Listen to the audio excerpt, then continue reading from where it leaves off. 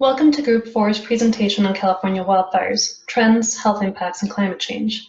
This is a topic of particular interest this year, given that 2017 was the most destructive wildfire season on record, forcing 90,000 people to evacuate their homes.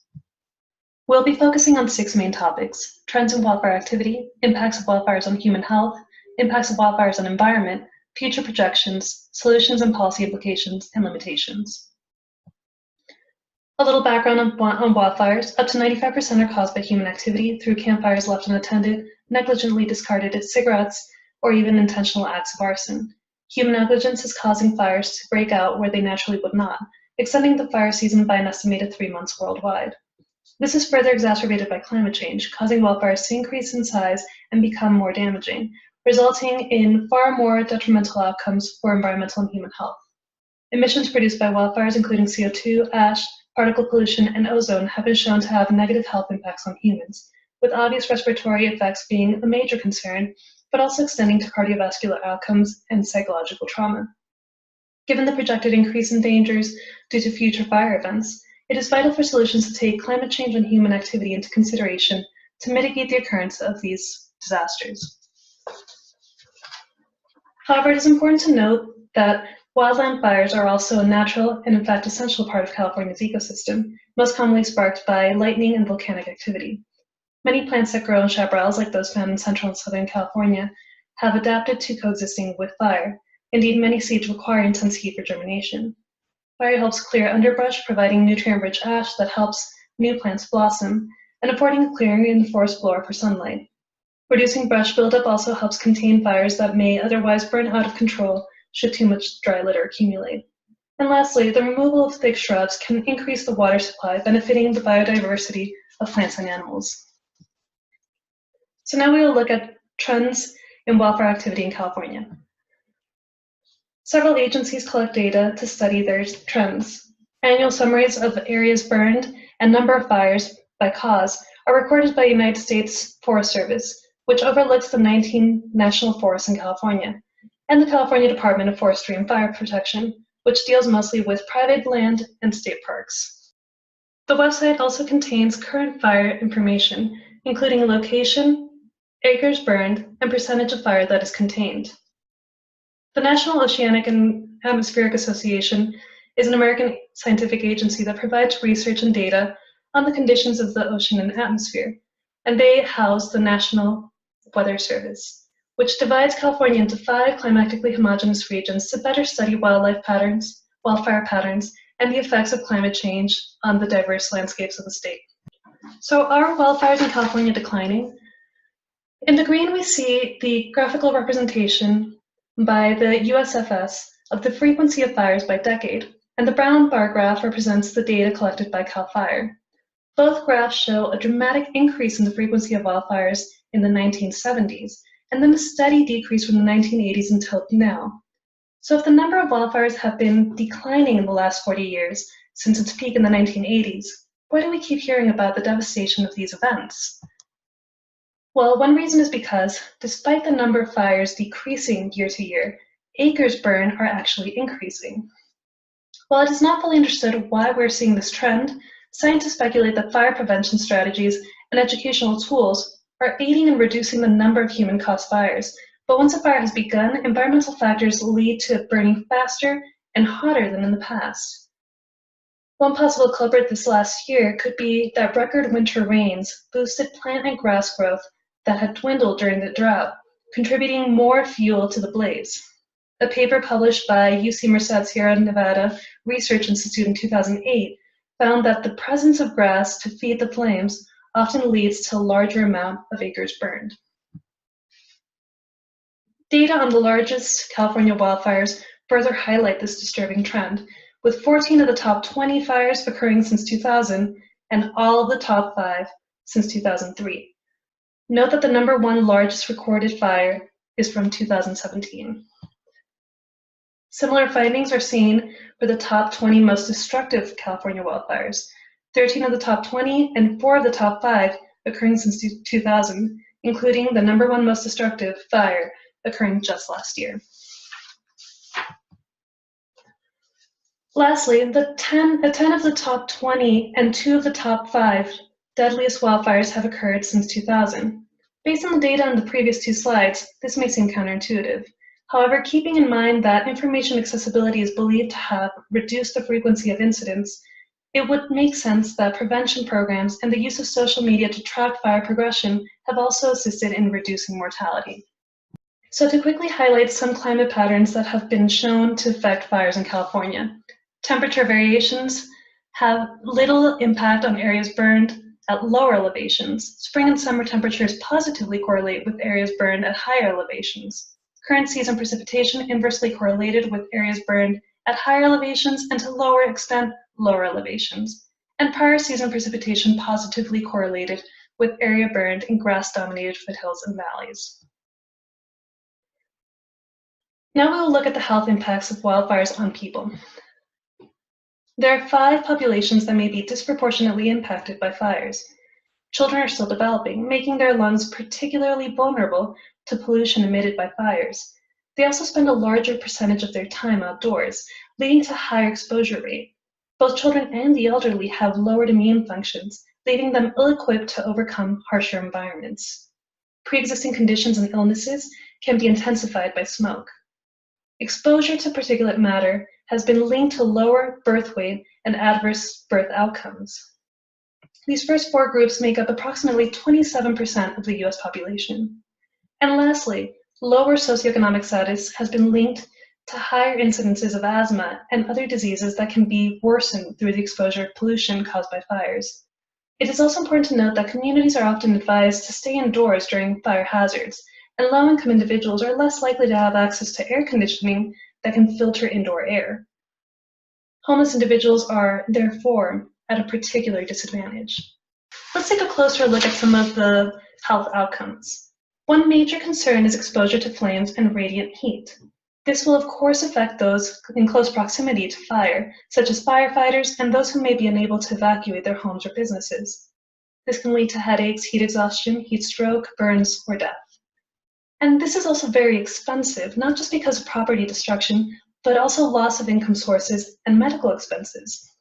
Burns can lead to multi-organ complications and a demand for close surveillance, including fluid resuscitation, and as a result, treating them requires special care units and many resources. A higher need for medical attention in a community that is experiencing a wildfire can overwhelm healthcare facilities, reducing the quality of attention patients can receive. Aside from complications resulting from direct exposure, pollution from fires are also believed to trigger cardiovascular events, especially for those individuals with underlying cardiovascular conditions. After the 2003 California fires, a 6.1% increase in rate in admission was noted for cardiovascular complaints. Similarly, individuals with pre-existing respiratory conditions may be more vulnerable to respiratory symptoms during a fire, which can include cough, wheezing, runny nose, difficulty breathing, scratchy throat, and sinus irritation from smoke inhalation. These effects can also be delayed. One study after the 2003 Canadian wildfires found that respiratory consultations peaked 5 weeks after the fires. Smoke from wildfires can also lead to eye irritation and visibility impairments, which can be most dangerous while driving away from these situations. Lastly, wildfires can take a psychological toll on individuals, especially those most implicated by the fire through the loss of loved ones, property, or geographical locations of high cultural or personal value. Children are especially vulnerable to post-traumatic stress disorder symptoms. As for the long-term effects of wildfire exposure, they are not fully yet understood. It is not common historically to have long periods of intense smoke exposure, and so this has not been studied. According to research, however, most healthy individuals will not suffer long-lasting health effects after a short period of smoke exposure. So what should we be concerned about? Air pollution, carbon emissions, and greenhouse gases that linger after the wildfire has been extinguished. Wildfire smoke contains high levels of particulate matter and toxins. In fact, CNN ran an article in October 2017 claiming that the wildfires that week in Northern California had produced as much pollution as vehicles did in the entire state in a year. Burning of biomass creates 18% of all human-caused carbon emissions, creates black and brown carbon, and increases the levels of CO2, methane, nitrous oxide, and photochemically reactive compounds. Wildfires can also impact access to roadways and exit routes through natural obstructions such as fallen trees, corrupted lanes, or increased traffic and accidents. Land and water pollution are also areas of concern that can render resources dangerous for consumption. Particulate matter and ash in water can make contact with the substance harmful. Depletion of vegetation can result in changes in the landscape that can facilitate flash floods, mudslides, and cause irreparable damages to watershed and other critical natural areas. In order to prevent harm, we can follow these guidelines. 1.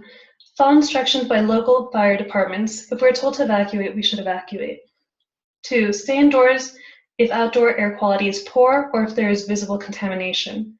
Running an air conditioner can help filter air. 3. Reduce physical activity to decrease the amount of pollution being inhaled. 4. Check local air quality index. This information can be found on the CDPHE's website and uses the color-coded scale pictured on the right of this slide to rate the quality of the air. 5. Do your part to contribute to a healthy environment by refraining from smoking or using gas. And 6. Use respiratory protection when needed.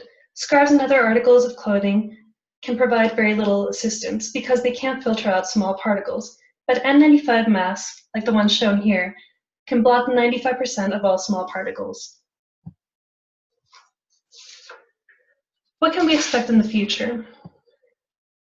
Climate-driven wildfires will likely increase in the next few decades, caused by erratic climate conditions as well as population increases. We have already seen this happening. Globally, the length of fire seasons have increased by nearly 19% from 1979 to 2013. Since 1985, more than 50% of wildfire areas burned in the western United States can be attributed to human-caused climate changes. Since 1990, the average annual number of homes lost to wildfires have increased by 300%. That's 900,000 of western US residences that are currently in high-risk wildfire areas.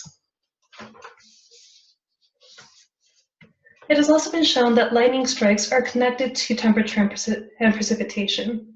There is an approximate 12% increase in strikes for every 1 degree increase in temperature, so we can expect to experience more lightning strikes in the next few decades. Since lightning is one of the leading causes of natural fires, this will also likely increase the amount of natural fires occurring in rural areas. As mentioned before, increase in pollution is likely as fires become larger and more destructive. This will be particularly evident in the most forested and carbon-dense areas of the state, such as the Sierra Nevada region and Northern California. While these problems are not easy to solve, many strides have been made to begin to address the issue. Focus on prevention and education has already yielded positive results in the last 4 decades in decreasing individual carelessness that leads to wildfires, but more needs to be done in the realm of community planning, management, and land use policies, especially while building on high-risk wildfire areas, as is often done in California. These policies will have impacts on whether or not humans will increase or decrease wildfire activity. As population increases, it is imperative to mitigate exposures to wildfires through informed placement of residential areas. Before we conclude, here are some of the scientific limitations and challenges that we identified. The models that attempt to predict changes in wildfire activity related to climate change and global warming are prone to variability and contradiction. Different models will include different human effects, climate effects, and weather effects. Climate change models must account for different levels of magnitude and changes in the environment. They usually incorporate worst-case scenario versus best-case scenario models, but the truth is likely somewhere in between. Since 95% of wildfires are attributed to humans, rates of wildfires can change based on our own approaches to future solutions. And lastly, longitudinal studies are needed to evaluate the long-term health effects from exposures to wildfire and careful identification and follow-up of these exposures. Here we have our references. Thank you so much.